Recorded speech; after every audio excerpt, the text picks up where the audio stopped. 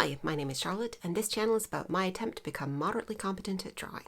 This week I'm going to be talking to you about how the time I've spent building my visual library and working on my basic drawing skills has gone. If you'd like to see my previous videos on this topic, I've put them in a playlist and I'll link them in the description box down below. Over the last month, I've been working on two different things, drawing birds and continuing to work on ballpoint pen rendering. Let's start with the birds. Working on the assumption that you too might want to draw some birds, I'm going to put some resources that I used in the description box down below in more detail, but I'm going to call out two specific things which were really useful to me and formed the backbone of what I did.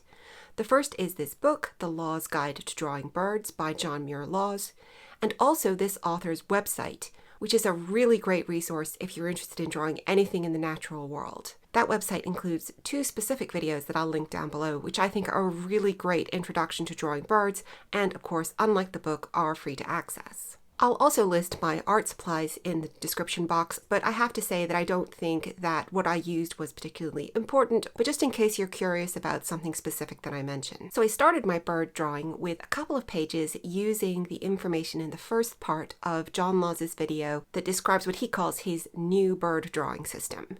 So here are a couple of pages of really simple birds, just lines for beaks, lines for legs, using that system. In full disclosure, I will say I have done this exercise before, but it was about a year ago, so I didn't really remember a lot of it. The next few pages are all notes. These are all taken from the John Laws book. The next thing I did was take the information I'd learned and draw about 50 birds at what I would consider to be an intermediate level of detail. So a little bit more information about beaks, wings, and feet, but not huge amounts of effort put into detailing all of the markings and feather structures. I aim to choose a range of different sizes of birds, different positions and stances, birds facing in different directions. The website I used for references was really great because the photographer had taken many photos of the exact same animal in a variety of positions, so it was really good to see whether I could get a consistent look across multiple sketches of the same bird. You can see on most pages I picked out a single drawing to render in a little bit more detail in a sepia fineliner pen. Overall, I'm pretty happy with these pages of bird sketches. I felt like I really learned a lot from the book and really felt like I understood a lot more about the anatomy of birds and the organization of the feathers on their body and wings. However, I then fell into a really familiar trap. At the beginning of the month, I had a big plan. I had all kinds of ideas about things that I would do after reaching this intermediate stage, such as doing more finely rendered pen drawings, doing some marker renderings for color, doing some gesture drawing from videos, studying other people's bird pictures, and also doing some stylization, kind of cartoon type of birds. And I didn't get to any of those things. This was mostly because I became a little bit fatigued by drawing birds, and the rational and smart thing to do would have been to walk away and do something different for a while, draw some other things, and maybe come back to birds at a later stage in the month when I felt enthusiastic again. Instead, what I did was feel kind of guilty that I wasn't following the plan that I'd set up, even though it was a plan I had created myself, and there were absolutely no consequences for deviating from it. So I just kind of stalled out at this point. So overall, compared to what I hoped to achieve, it wasn't a hugely successful month. However, I do think that I built a good base of knowledge about how to draw birds, and I can definitely come back to this topic on another occasion.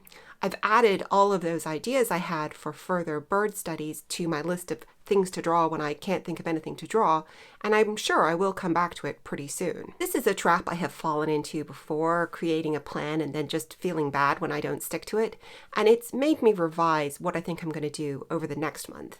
And I'll come back to that at the end of the video when I talk about my general plans for next month. The second thing I was working on this month was continuing to do ballpoint rendering. If you watched my last video, you'll know that I was working on this in preparation for rendering portraits, and that most of last month was pretty frustrating on this front. And the first half of this month was also pretty frustrating until, oddly enough, the 5th of February. On the 5th, I suddenly found myself rendering in a style that I actually kind of liked and thought was pretty appealing. And that's very different from my experience to date. Because I have no idea why this breakthrough happened, I was pretty concerned that it would just disappear again, but as it's turned out, as I've continued to practice over the last couple of weeks, I've been able to figure out a technique where I can reproduce this pretty consistently. I'm not going to show you the dozens of pages of simple volume rendering that I did, but I will show you these wooden toys that I drew and rendered over the last week or so. I don't think this is my final form of ballpoint pen rendering that I'm ever going to find, and I haven't had a chance to try it out with portraits yet, but I'm pretty happy to have something functional to be working on for now. And with that in mind, I'm going to move on from it and look at another tool that I really want to use, which is gouache. While I was drawing birds, I kept thinking what a shame it was that I didn't really have a colorful medium that I could use. I have done a little bit of work with markers and colored pencils, but I really looked at these birds and thought, based on what I've seen from other artists, these would look fantastic in gouache. So I wasn't really familiar with gouache until a couple of years ago. I hadn't really ever heard of it, but I really like how matte it is. I love the bright colors, and I love how opaque it is compared to the sort of delicate transparency of watercolor. So I have tried to learn to use it before. Last year, I didn't really get very far. I was following along with some simple tutorials, and I had a 99p on Kindle book that I got called Getting Started with Gouache by Emma Block.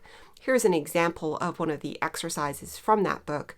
So that shows that I pretty much know which end of the paintbrush goes in the paint, but I really don't have very many skills beyond that level. So my goal for next month is pretty low key for gouache. It's just to become more familiar with handling it, work through some simple tutorials and exercises, and just try to get a feel for how this paint works and how I might want to use it. On the drawing front, I'm going to let myself be a little bit more instinct and interest-led. So I do have some topics that I'm interested in looking at. I've done a lot of drawing of buildings before, and I'd like to do a little bit more of that, but we'll see how that goes over the next month, and I'll come and tell you how I got on with it in around mid-March. In the meantime, my video next week will be about how I've been getting on with figure drawing, where I've been focusing mainly on drawing the human figure with simple volumes. I hope you have a great creative week, and I'll see you next weekend.